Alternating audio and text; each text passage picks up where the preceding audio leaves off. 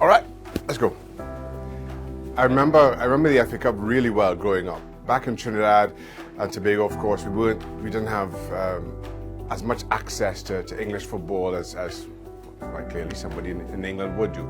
But there was a show that came on every weekend called Road to Wembley. That showed the FA Cup and the build-up through the year. So it always had quite a prominence. The FA Cup in particular, even more so than the league, had quite a prominence in Trinidad and Tobago and our football as kids coming up. We got off to exactly the start we wanted, grabbed a couple of goals at a time where I thought Liverpool looked fairly starstruck.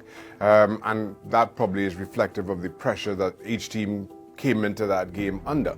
We got the lead, and then all of a sudden, that's when Liverpool started to play. And I remember Gerrard grabbing the goal just before half time, and I felt that was a huge turning point.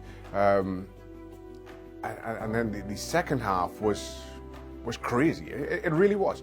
There was no real pattern or plan to it, which on the one hand suited us because that's how we played all season. But on the other, you weren't really quite sure what to expect from Liverpool. And in the end, it was Steven Gerrard who decided it, both at the death and earlier on with Liverpool's second, his first.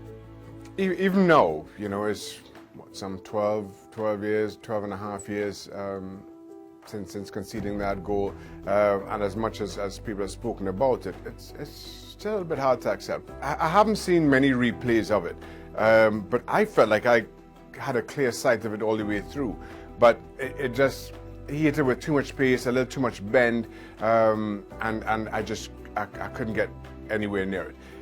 Even as I reflect on it, let's see, that's 2006, I was 37 years old. I wonder if a 27-year-old me would have gotten a hand to it. But that's all to wonder about in hindsight. It's heartbreaking.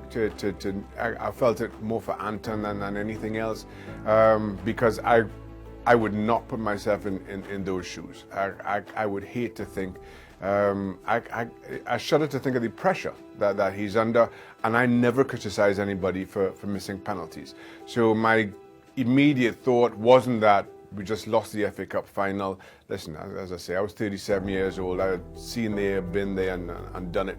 And as it turned out, that was my last game in English football. My more immediate and greater concern was for Anton, a young player coming through.